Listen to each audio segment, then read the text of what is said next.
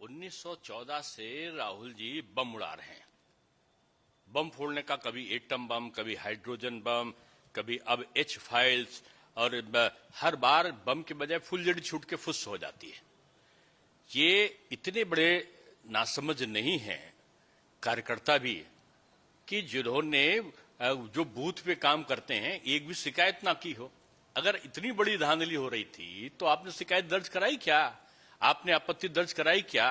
जो चुनाव आयोग ने संविधान के अनुसार आपको अधिकार दिए, नहीं किया। इसके मतलब आप केवल चुनाव, बिहार के चुनाव को लाभ को पाने के लिए ये बम फोड़ रहे हो। जनता आपकी बार बार की जो ये रोना है उसको बर्दाश्त करने वाली नहीं। 2018 में ये एटम बम फोड़ रहे थे, और एटम बम में क्या लिखा? इनका राफेल का एटम बम फोड़ेंगे, और राफेल के 30 मिनट में सरकार गिर जाएगी। 30 मिनट से 30 महीना बीते, 30 कोर्ट केस इनके ऊपर हो गए, और पता चला सीएजी की रिपोर्ट में भी एकदम सही बताया गया, और कोर्ट ने भी इनकी बात को संज्ञान नहीं लिया, और पता चला जो नतीजा आया वो फुलझड़ी। फिर उसके बाद 2019 में चौकीदार चोर बम, और 2019 में कांग्रेस को सिर्फ 52 सीटें मिली, और जनता ने जो जिसको वो चौकीदार चोर कह रहे थे उसको 303 दी। यानी आप जनता का अपमान करते हो। आप हिरोशिमा की तुलना करते हो बम से। क्या लाखों लोग, उसमें तो लाखों लोग मर गए थे। आप हिंदुस्तानियों को मारना चाहते हो क्या? आप 2022 में आपने कहा भारत जोड़ो बम।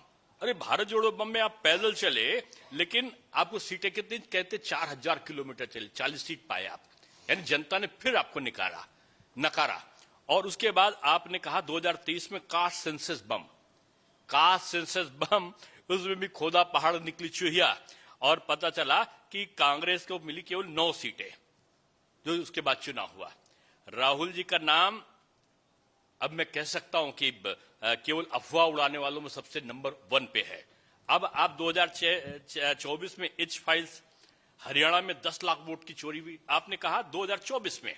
आज आप कहते तो 25 लाख की हुई, कल आप बोलोगे 50 लाख की हुई। अरे सब सारी जगह चोरी हो गई, और आप तब तक चुप बैठे रहे, आपके एजेंट चुप बैठे रहे। आपने आपत्ति दर्ज नहीं कराई जो चुनाव अधिकार में आपको अधिकार मिला था। अब आप 2025 में कहते तो नया बॉम्ब ट्रेलर, कौन सा? उन्होंने कहा कि भी महाराष्ट्र में नया बम एच बम तैयार है, लेकिन 25 नवंबर को ये फिर से फुस हो जाएगा। ये केवल बिहार के चुनाव के लिए वातावरण बनाने के लिए ये नौटंकी कर रहे हैं। अब तक ये 12 बम छोड़ चुके हैं, और 12 बम का रिजल्ट क्या? 0, कोई भी नहीं फटा। परिणाम ये रहा कि अब तो जनता कहती भैया बम नहीं तो टाफी भी नहीं फोड़ पाओगे तुम।